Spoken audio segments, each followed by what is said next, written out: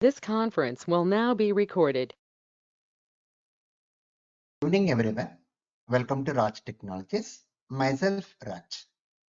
And today we are going to start with a new course, that is Full Stack Java Real-Time Projects course. We are going to start off with what course? Full Stack Java Real-Time Project course.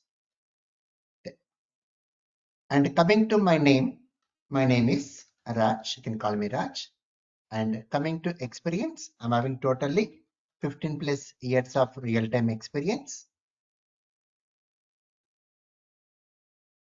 and 24 plus years of teaching experience. Right? And the prerequisites in order to join this course. The prerequisites to join this real-time projects courses.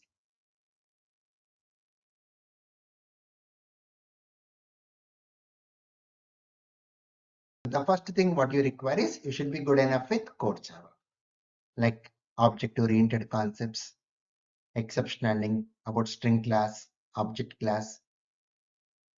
Then this one like multi-threading, collections, IO package, some basic idea. These concepts are required for us. The next one, advanced Java. Advanced Java, we should have idea on JDBC, servlets, and JSP. A basic idea of JSP is enough for us. Then database concepts. So database concepts, any SQL concepts you can have, like MySQL or Oracle. We should know how to create tables, how to insert record, how to update record, how to delete record, how to retrieve the records using select command. We should have idea on CRUD operations.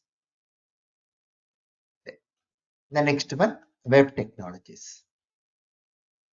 Web technologies like HTML, CSS, and JavaScript.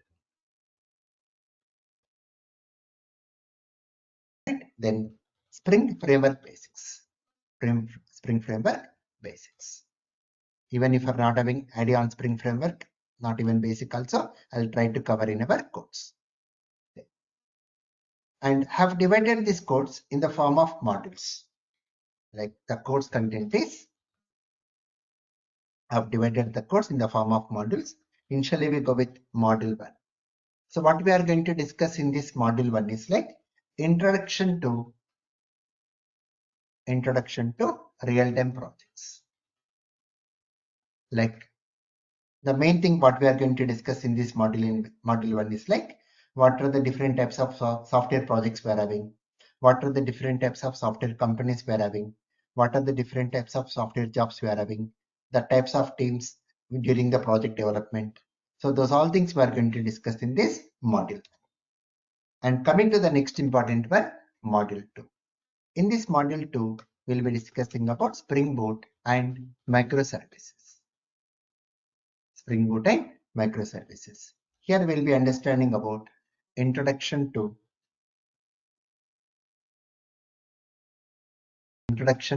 Spring Framework. Then we'll be discussing about Spring Framework wise, Spring Boot. Then we'll be understanding about Spring Boot introduction. Then we'll be seeing creating a Spring Boot application using Spring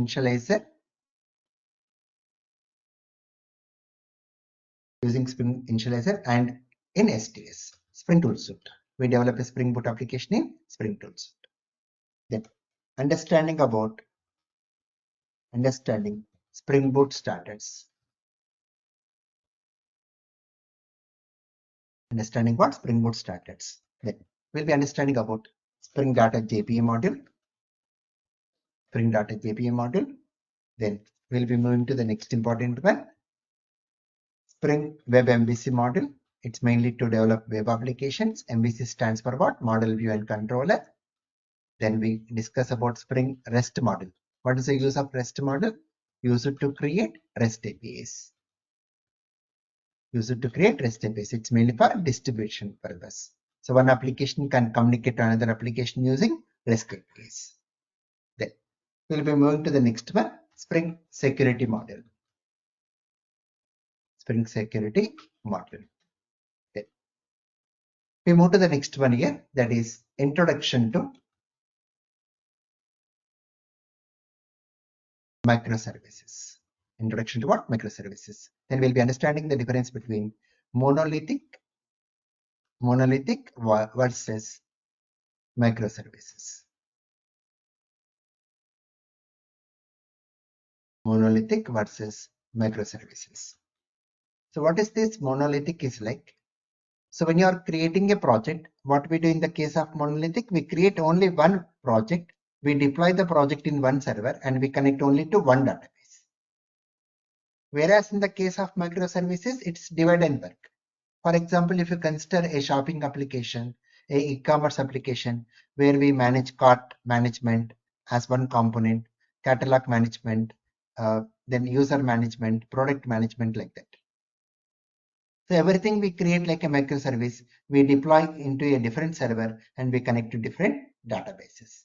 So divide and work concept is only microservices. We'll be understand about Netflix Eureka server, the need of making use of Netflix Eureka server. And we'll be going with API gateway.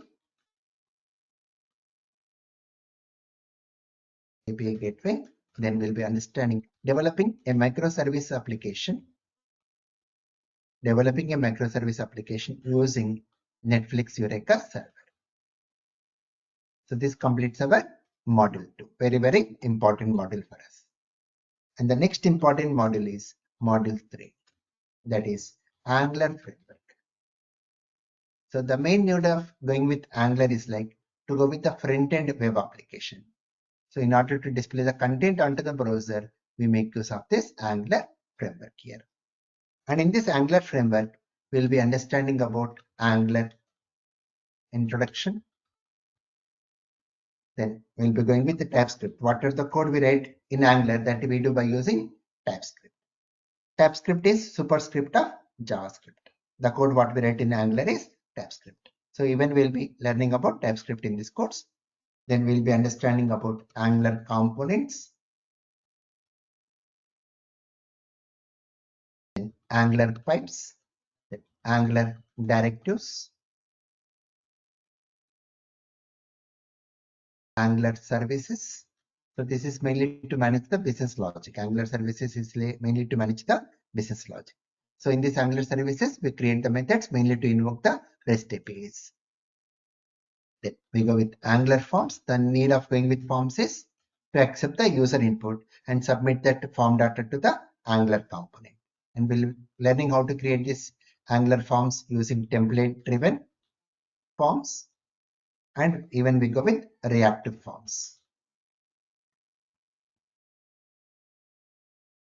We'll be learning very important one, Angular routing. The main use of going with routing is like to develop single page applications. So in the olden days, when you go with a web application, whenever you make a request, the complete page use it to reload. Instead of reloading the complete page, only part of the page we want to reload. That we do by using Angular routing to mainly develop single page applications. Next important one, Angular HTTP client module. So the main use of going with Angular HTTP client module is in order to invoke the REST APIs what you have created using Spring Boot. And finally, we'll be seeing invoking a Spring Boot REST APIs using Angular HTTP client module. This is very, very important for us. So these are the contents what we are going to discuss in Angular framework. And the next and very, very important module of our course is that is real-time tools. Real-time tools and DevOps tools. Right? So what are the tools we are going to cover over here is, so we go with Apache Maven, Gradle. What is this? What is these tools? Mainly used for project management tool. These are mainly for creating the projects. It's a build automation tools. In order to add the dependencies into the project, we are going to make use of this Apache Maven and Gradle tool. It's a project management tools. Then we'll be going with Project Lombok. So the main use of going with Project Lombok is, so once we create a Java Bean class or Pojo class with private properties, public setters and getter methods. So in order to generate the setter methods, getter methods, constructors automatically by using annotations, we make use of Lombok. Next one, Postman. So this Postman is mainly for what? API testing. What are the REST APIs we are creating? In order to test that REST APIs, we make use of Postman tool. The next important one, JUnit. So JUnit is for unit testing. It's mainly for what purpose here? Unit testing. So what are the code we write? So to check whether our code is working as expected or not, we are going to test that code by using JUnit tool.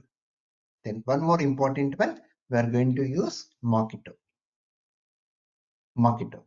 So it's a unit testing only. Mockito is also unit testing in order to create the mock objects. It's mainly to isolate. It's mainly to isolate the testing individual components of an application. Let me explain this. Like if you are having a class sample, in this class sample, let us take some method like xxx. In this xxx method, we go with some logic and we do some database operations also. We do some database operations. So when you want to test this xxx method, it has to connect to the database to operate the data. But I want to test this xxx method without connecting to the database. I want to check whether this method is performing as expected or not, but I don't want to do the database connection. So in order to isolate this database connection only, we make use of this Mockito. The next important tool what we use in the projects is Jira. So it's a project management tool. It's mainly used to create the project management tool. Like here, once we go with the project, we divide the project in the form of task. So that task is given to the different developers.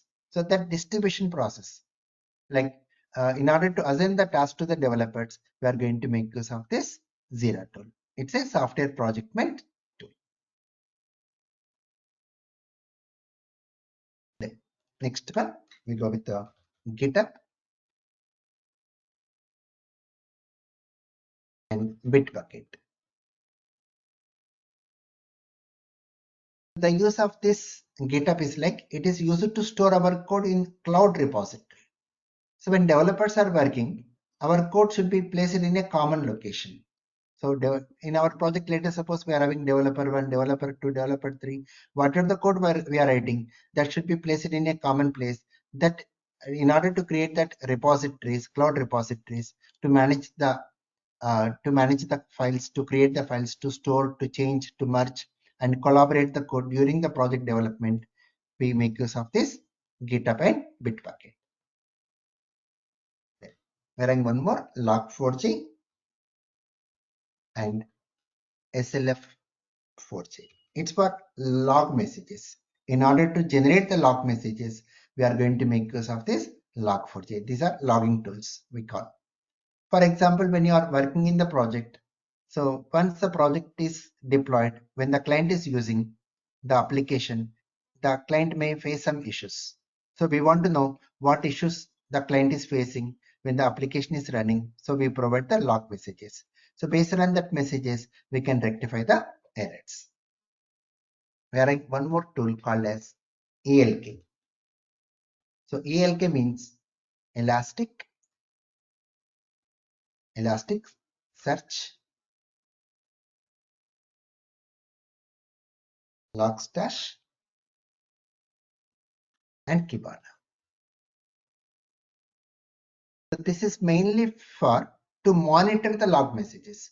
Log4j is to generate the log messages. In order to monitor the log messages, we are going to make use of the tool ELK. The next one, putty and WinSCP. So this putty and WinSCP is to access the remote servers. So we are going to create our servers, like we are going to create the servers, like for example, this Tomcat server, or we may install Java in server, we may install this Docker, we may go for Redis. All these things we are going to install in AWS Cloud. So in order to access that remote servers and to manage the servers, to do the file transfers between the client local machine and remote server, we are going to make use of this putty and WinSCP. One more important tool, JMeter. So this is for performance and load testing. JMeter is mainly for what purpose? In order to test the performance of our application, in order to test the load, and in order to check the responses, what it is giving from the application, how much fast it's giving the responses. To do the performance testing, we are going to make use of this Apache JMeter tool. The next one, Jacoco. Jacoco means Java code coverage. Jacoco is what here? Java code coverage. So this is mainly to measure the coverage of unit testing and integration testing. So what are the unit testing we have done? To measure the coverage of that unit testing, we are going to make use of the tool Jacoco. Next one, the DevOps tools like Docker. It is a containerization tool.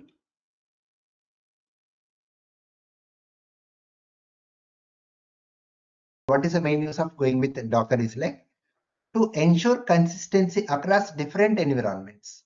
So what are the applications we have developed that should run application on different environments in the same way. So to ensure the consistency across different environments, we are going to make use of this Docker. Next one, Kubernetes. Kubernetes. So what are the complexities we are facing during the deployment, managing and scaling the containers? What are the containers we have created by using Docker in order to handle the complexity of deploying, managing and scaling of your application? We are going to make use of Kubernetes. Next one, we are having Jenkins. It's mainly for CI and CD. That is continuous integration and continuous delivery. So in order to automate the process of building, testing and deploying our code, to automate the process, we are going to make use of this Jenkins. The next one, SonarQube. SonarQube. So it is for code quality assurance. It is mainly for what? Code quality assurance. It's going to collect and analyze source codes and provides the reports for us. It's going to provide the code quality. What are the code we have written in the project? So in order to check the quality of your code, we are going to make use of this tool called as SonarQube. Next one, we are having Apache Kafka. So this is a message broker tool. This is what a message broker. So what is this one? It's mainly for microservices communication. So let us suppose where we use this one in reality is like, let us suppose if you are having this food delivery apps like Swiggy, Zomato. So once a customer places an order, that details will be stored in the database and the details will be given to the respective hotel also. So which hotel he is ordering, at what time he is ordering, what is the food, all those details we have to store it in the database. And in between, we will be having some messages like order is preparing, order prepared, delivery boy assigned, at what time is going to reach. All those messages, what it is communicating, that messages need not be stored in the database. So such type of message we can manage by using this Apache Kafka. Next one we are having Redis cache. Redis cache. So what is this? Redis is like remote dictionary, remote dictionary server.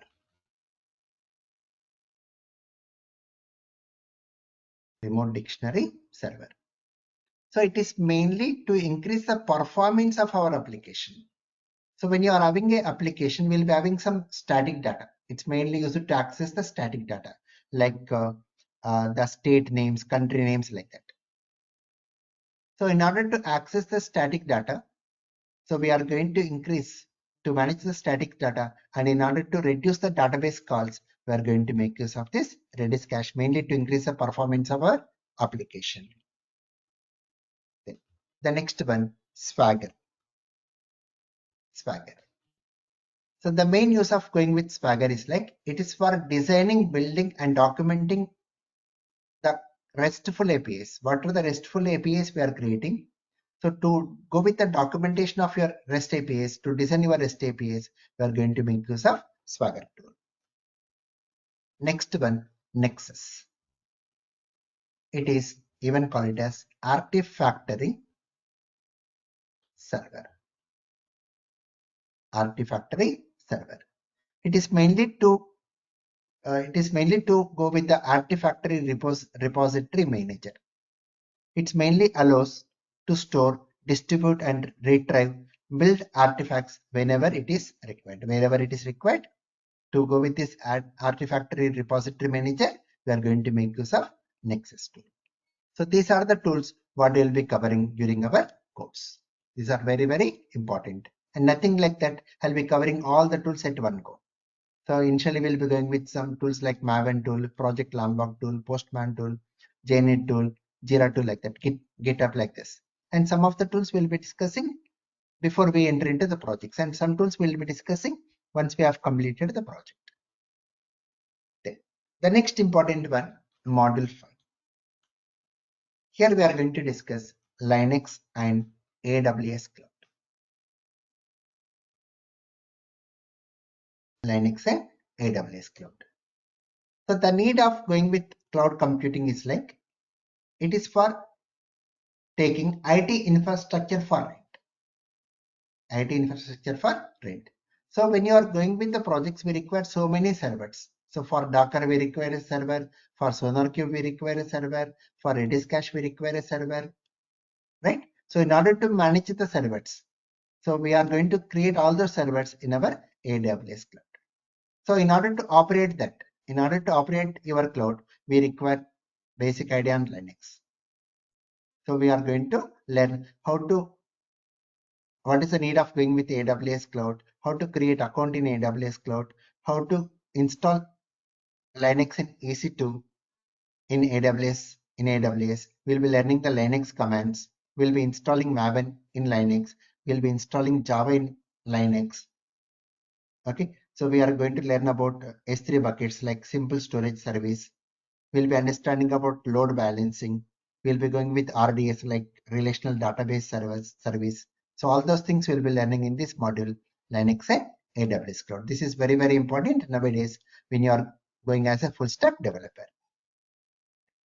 The next module is module 6. Module 6, that is, we are going to do 2 mini projects. We are going to go with what? 2 mini projects. Like example, like front office portal, we may go with student management, employee management, library management, like that. We'll be going with 2 mini projects. So when you are working with the projects, we'll be understanding about requirement analysis, the database design, the components design, the front-end design, the development of your project, deployment, testing, all those things we are going to do. Then the last one, very important one, module 7, major project.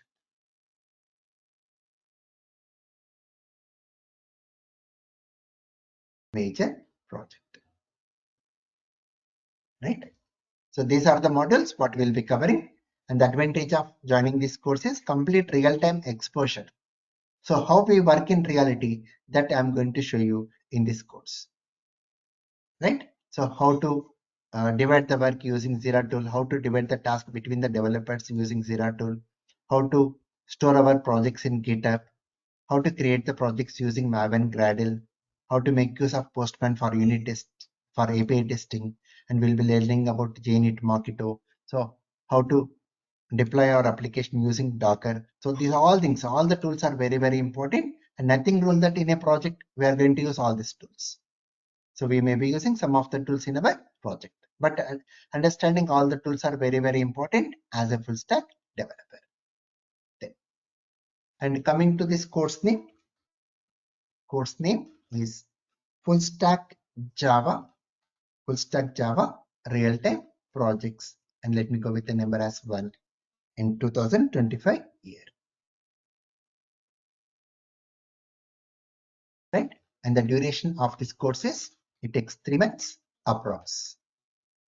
So 3 months approx, it will cross more than 3 months also sometimes, depends on how you take. And the fee for this course is rupees 6,000. Okay, and the class timing. So the classes will be Monday to Friday at 7 p.m. IST. The classes will be Monday to Friday, 7 p.m. IST. And the duration of class will go for max 1 hour. It will go for max 1 hour. And we'll upload the class notes, recordings. We'll upload the class notes, recordings, okay, in Google Drive. And once we have done with the enrollment, I'm going to upload all the class notes recordings in Google Drive. So that link I'll be sharing later to the enrolled candidates. The first 5 classes will upload in YouTube. First 5 classes will upload in our YouTube channel, that is Raj Online Trainings. Right? There. So you can make use of this drive link for now.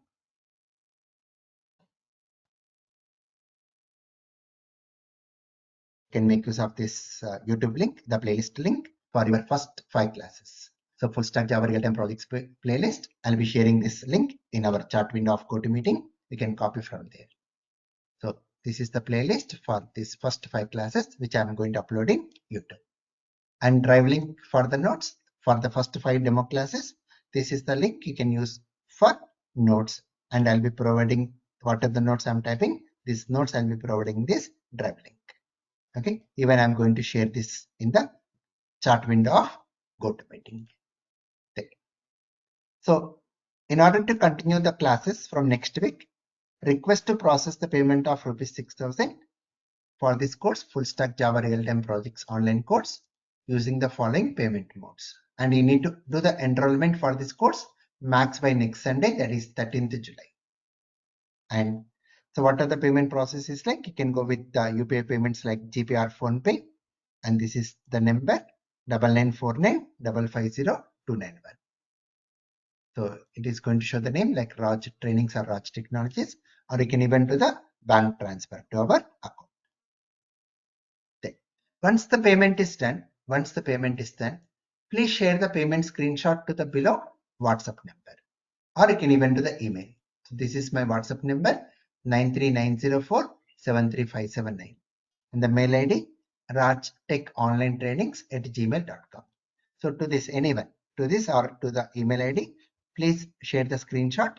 Once you share the screenshot, please provide the details also, like the name, your WhatsApp number, and your email ID. And even I'll be keeping this document, how to do the payment process, the different modes like JPA or PhonePe number, or you can even scan the QR code, or you can even do the account transfer. Right? I'll be even sharing this document in our drive link.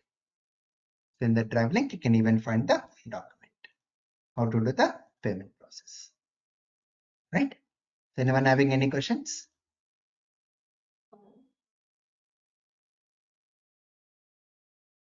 Right? So in the next class, that is tomorrow. So tomorrow I'll be starting off with our module 1, that is introduction to real-time projects.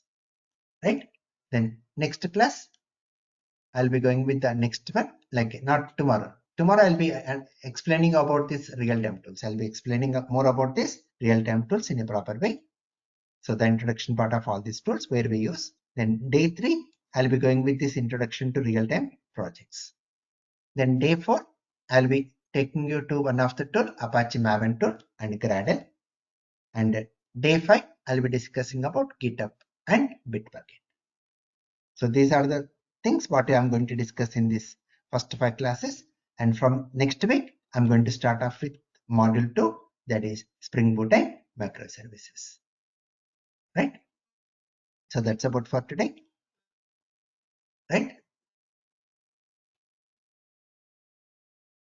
So thank you very much. Thank you and see you tomorrow. And please use same GoToMeeting link to join the classes this week. Right? Thank you all.